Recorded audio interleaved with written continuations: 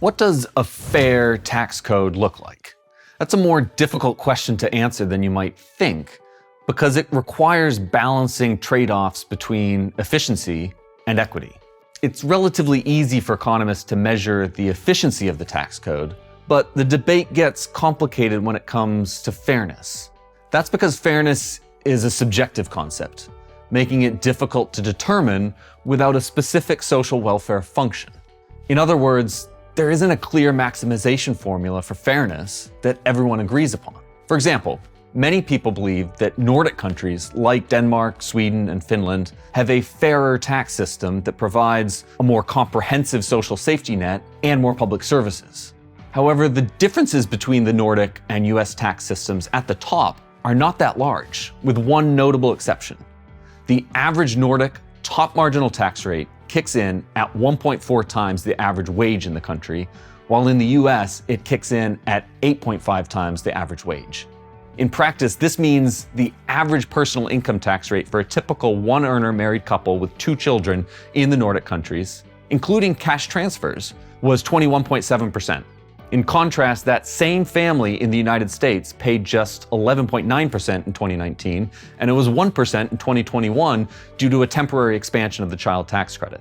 Additionally, the average sales or value-added tax in the Nordic countries is 24.6%, while it's only 6% in the United States. Is the Nordic tax system more fair? There's no definitive answer to this question.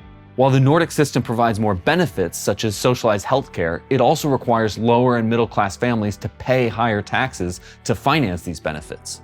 If the US were to finance Nordic-style social programs with Nordic-style taxes, the top marginal tax rate would need to kick in at a much lower income level, around $88,000 instead of $535,000 like it does now. And sales tax rates would have to increase significantly. The real question to ask in this debate is, what is the trade-off between fairness and efficiency that is being optimized for? When a tax cut benefits everyone, including the wealthy, why is it considered unfair?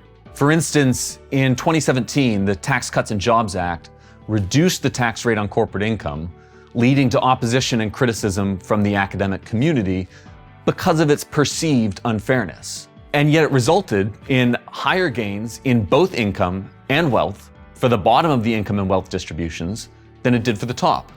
This confusion surrounding the social welfare maximization debate may stem from a lack of distinction between the statutory incidence and the economic incidence of a tax.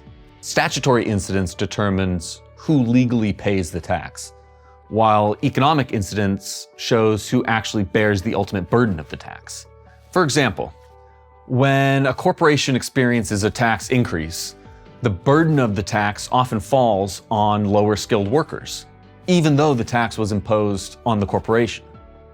A recent academic study found that workers bear about half of the total burden of corporate income taxation. Therefore, it's important to understand that just because a tax is increased against a well-off group does not necessarily mean that it benefits the less well-off. Similarly, just because a tax might benefit those who are well-off doesn't necessarily mean that it comes at the expense of the less well-off. When discussing tax fairness, it is crucial to understand the trade-off between fairness and efficiency. The use of relative terms like fairness muddies the discourse on taxes, leading people to reject absolutely efficient gains that they perceive as unfair, even though they may make everyone better off.